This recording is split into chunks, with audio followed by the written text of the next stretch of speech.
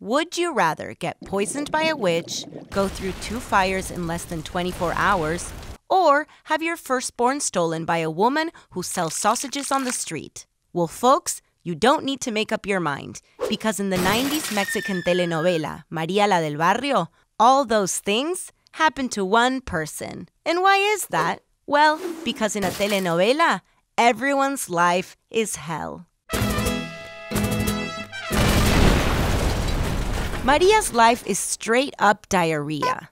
She's poor as hell, she makes money picking trash from the ground, and her entire family is dead, except for her godmother who looks like a frog and eventually dies in Maria's arms on her 15th birthday after choking on a piece of ham. Maria is left homeless and alone until one of the richest dudes in Mexico sees her and is like, "Hey Maria, you're a hot vulnerable teen and I'm gonna adopt you and be your daddy now." He takes her to live in his mansion where she meets his wife who's like, "If you touch me with those gross dirty fingers, I will call the police." In her new home, Maria gets hooked up with a sick-ass room that has a bidet, which is like a little bathtub but only for your ass. She quickly meets her adopted brother Luis Fernando, who is a raging alcoholic bro that likes to show off his rock-hard breasts, and she's like, "You're hot." And he's like, "Nice ass." And the two of them fall in love. Unfortunately, Soraya Montenegro, the villain of this telenovela, who is evil and a piece of shit, gets in the way of the couple. Soraya is so horny for her cousin that she roofies him and convinces him to have nasty cousin intercourse with her, hoping that he'll fall in love with her. Except he doesn't, because all he can think about is how much he loves his stepsister Maria. If you're gonna do incest, you may as well skip your cousin and go directly for your stepsister. Anyways, Soraya gets so pissed that she wants to kill Maria. Luckily, her nanny, who happens to be standing around, hears her and is like, "My side hustle is doing witchcraft." So she prepares a poison that will kill Maria. Maria drinks the shit out of the poisoned water. Unfortunately for Soraya, it doesn't kill Maria. It just gives her diarrhea and makes her fart a bunch of pedos. When Soraya finds out that Maria isn't dead, she loses her goddamn mind and beats her nanny for not making the poison strong enough. This is next level crazy.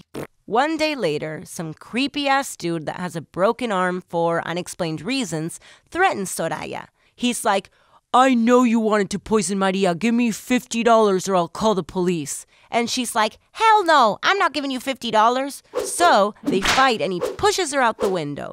She falls 20 stories onto concrete with her shoe landing directly above her head, and well, she dies. Maria quickly gets knocked up by her stepbrother, and you're like, yay, Maria's life is finally good and happy. Except that doesn't happen in telenovelas. Out of the blue, she becomes schizophrenic and runs away from the house. She gives birth to the baby while in a catatonic state and then roams the streets mentally ill and talking to walls until she meets a lady that sells sausages and is like, "I'll trade you my baby for a sausage," and gives her newborn away. 14 years pass, and we know this because Luis Fernando has grown a stunning stash that looks like it's made out of flat-ironed pubic hairs. We come to find out that Maria and Luis Fernando's son is alive, and he's a ginger. Maria and Luis Fernando get reunited with their son when he tries to rob their house because he needs a little extra money to buy weed. Even though she hasn't seen him since he was a fetus, Maria knows it's her son. Look at that artistic shot. Tell me this wasn't worthy of an Oscar. Okay, so remember when the villain of this novela died?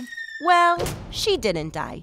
She survived and married a super rich dude with a disabled daughter with huge wet braces. She immediately has him killed a super painless death by having him run over by a semi-truck and inherits all his money, but is stuck caring for his daughter, whom she abuses in one of the most dramatic scenes in television history, where she knocks over her wheelchair. Just when you think you can't handle any more drama, Maria goes to jail for a crime which is never explained. As if her life wasn't garbage enough, the prison immediately catches on fire and Maria disappears into the flames. Maria doesn't die in the fire, of course. She survives, but is kidnapped by Soraya, who takes her to a shack which she then lights on fire. Yes, folks, that's 2 fires in one goddamn day. Luckily, Luis Fernando just so happens to be standing near the cabin and rescues her. They watch Soraya burn alive and are like, "Burn, queen, burn." One day later, everyone is super happy and not traumatized at all by the insane shit that's just happened. And the disabled girl is walking again. The novela ends with Maria announcing that she's knocked up while she and her stepbrother suck face in front of this parrot. The end.